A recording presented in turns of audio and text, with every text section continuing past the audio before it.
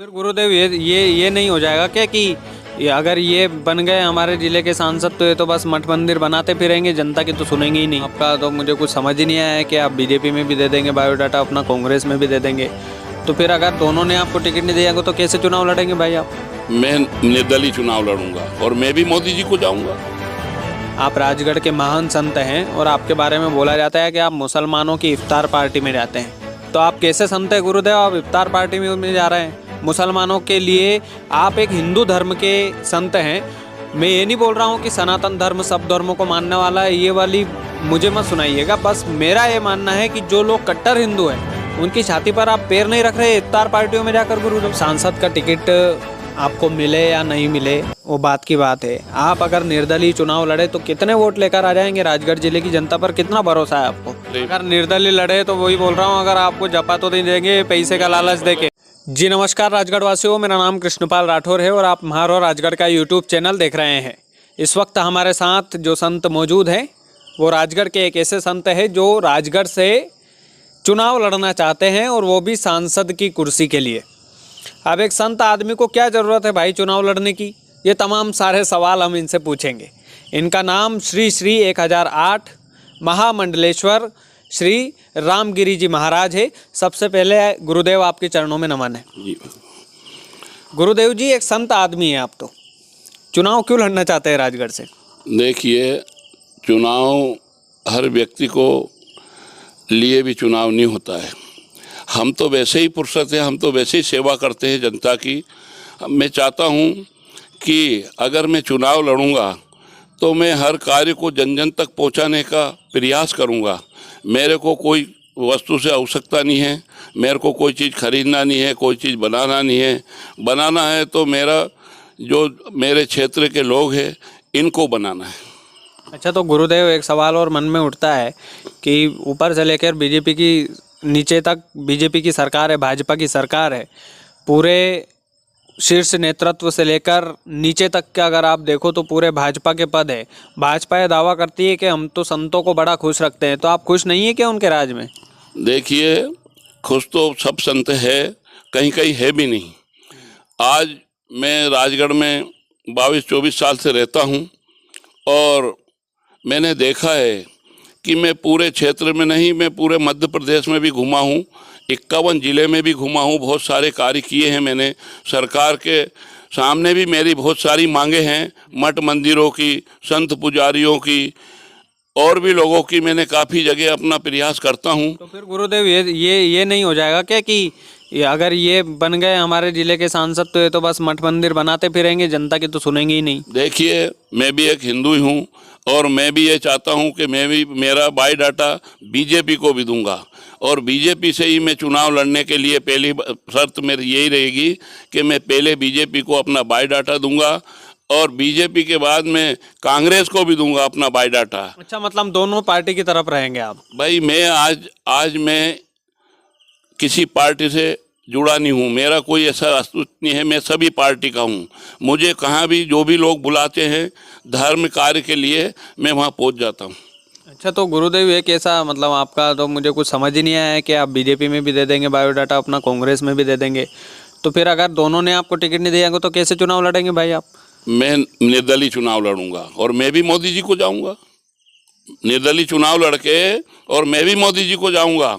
अच्छा, तो फिर तो ये मान लीजिए कि आप कांग्रेस में बायोडाटा दीजिए ही मत अपना, क्योंकि कांग्रेस तो आपको टिकट नहीं देगी इस फॉर्मूले से। तो भाई देखिए, मेरा तो यह है कि मैं पहले बायोडाटा मेरा बीजेपी में दूंगा।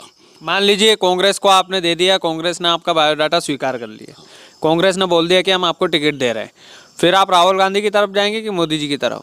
देखिए, जो अगर दो पार्टी हमारे भारत में और मध्य प्रदेश में है, हम मध्य प्रदेश में हम कांग्रेस और बीजेपी एक बहुत अभी भारी पार्टी है और अच्छे काम कर रही है, तो मैं भी ये चाहता हूँ। कांग्रेस भी टिकट देगी तो आप बीजेपी को भी वोट देंगे, ऐसा है क्या? नहीं, मैं कांग्रेस अगर मुझे टिकट देगी तो मैं उनके साथ ही काम करूँगा। पक्की बात है? पक्की, बिल्कुल। पलटेंगे तो नहीं? बिल्कुल नहीं पलटूंगा, कभी भी नहीं पलटूंगा। बीजेपी देगी तो मैं बीजेपी के साथ रहूंगा और निर्दलीय चुनाव लड़ूंगा तो मोदी जी को जाऊंगा, फिर किसी को नहीं जाऊंगा। अच्छा गुरुदेव, एक सवाल और है। आप राजगढ़ के महान संत हैं और आपके बारे में बोला जाता है कि आप मुसलमानों की इफ्तार पार्टी में जाते हैं, तो आप कैसे संत है गुरुदेव, आप इफ्तार पार्टी में जा रहे हैं? मुसलमानों के लिए आप एक हिंदू धर्म के संत हैं। मैं ये नहीं बोल रहा हूँ कि सनातन धर्म सब धर्मों को मानने वाला है, ये वाली मुझे मत सुनाइएगा। बस मेरा ये मानना है कि जो लोग कट्टर हिंदू हैं उनकी छाती पर आप पैर नहीं रख रहे इफ्तार पार्टियों में जाकर गुरुदेव। देखिए, ये कार्यक्रम सर्वधर्म समाज का कार्यक्रम था। मैं जो गया था उसमें सर्वधर्म समाज का आयोजन था और हिंदू लोगों ने वो कार्यक्रम रखा था, और उसमें जाने से क्या क्या दिक्कत है? मतलब ये है कि इफ्तार पार्टी में नहीं गए थे आप, मुसलमानों की इफ्तार पार्टी में नहीं गए थे? नहीं नहीं, इफ्तार पार्टी में नहीं गया था। मैं गया था सर्वधर्म पार्टी में। वहाँ हिंदू भी थे, मुस्लिम भी थे, सिख भी थे और ईसाई भी थे। हमने सुना था कि केवल मुसलमान थे और वो इफ्तार पार्टी रखे थे, तो गुरुदेव को बुलाया था तो बड़े प्यार से गए थे वहाँ पर। नहीं नहीं, सब लोग थे उसमें। हिंदू भी थे, ईसाई भी थे, मुसलमान भी थे और सिख भी थे। मैं उसमें गया था।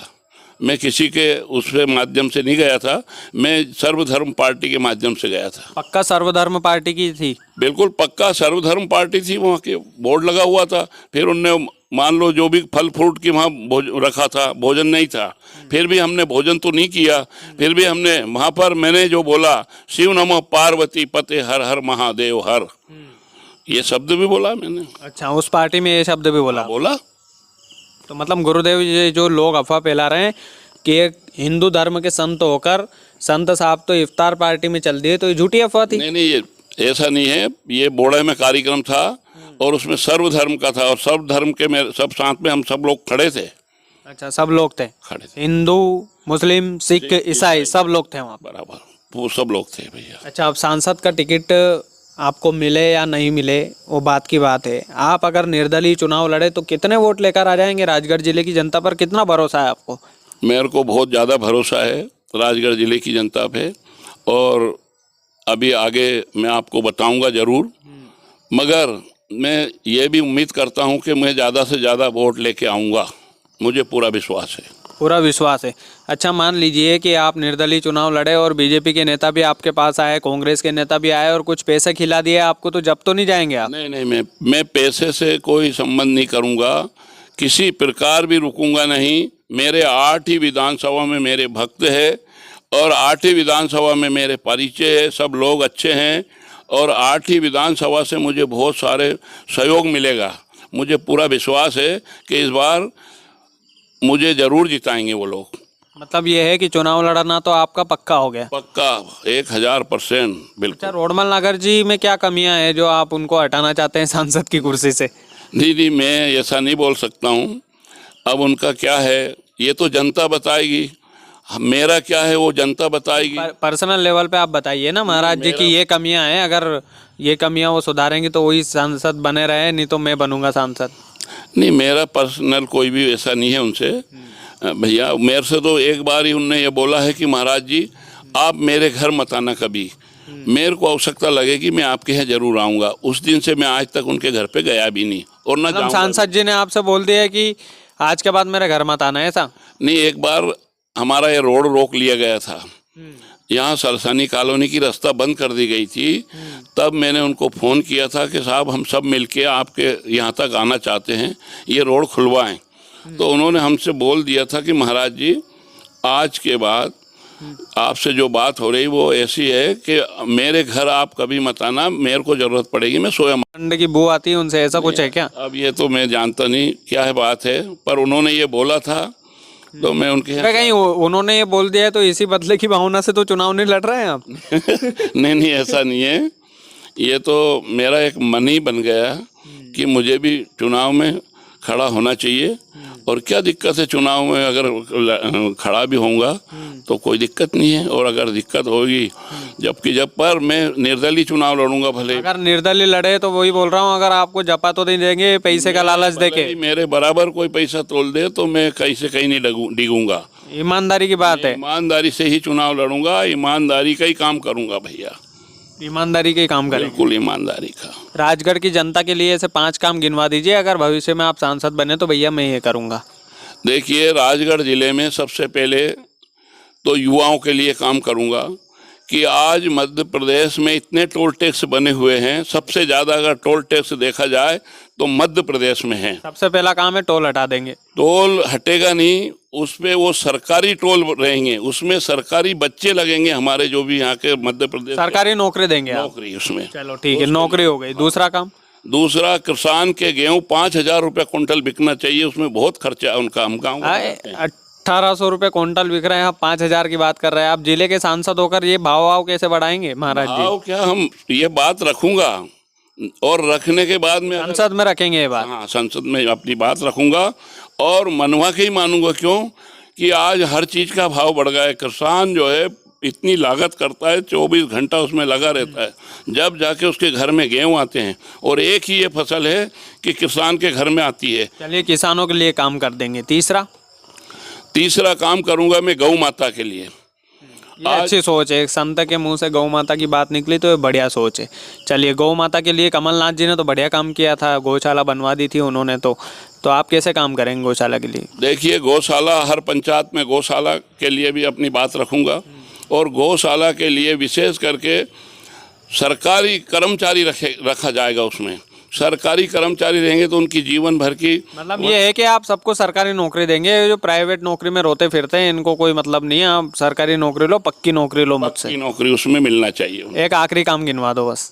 आखिरी काम ये रहेगा कि हम लोग आज बहुत हर चीज़ से पीड़ित नहीं है, एक ही चीज़ से पीड़ित है कि नशा ज़्यादा हो गया है। मैं नशा मुक्त के लिए भी कोई अभियान ऐसा चलवाऊंगा। राजगढ़ में आप मानते हैं नशा चलता है? अवैध रूप से भी चलता है, वैध रूप से भी चलता है। देखिए, क्या है कि काफ़ी लोग दारू पी के एक्सीडेंट बहुत हो रहे हैं, नशे में ही हो रहे हैं ये।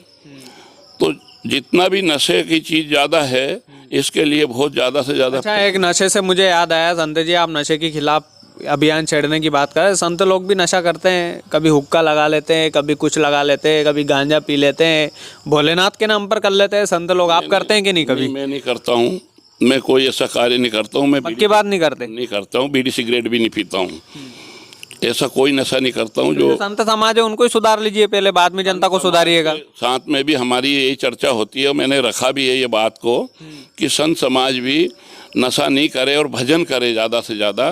भजन करने से ही हमारा कल्याण होगा।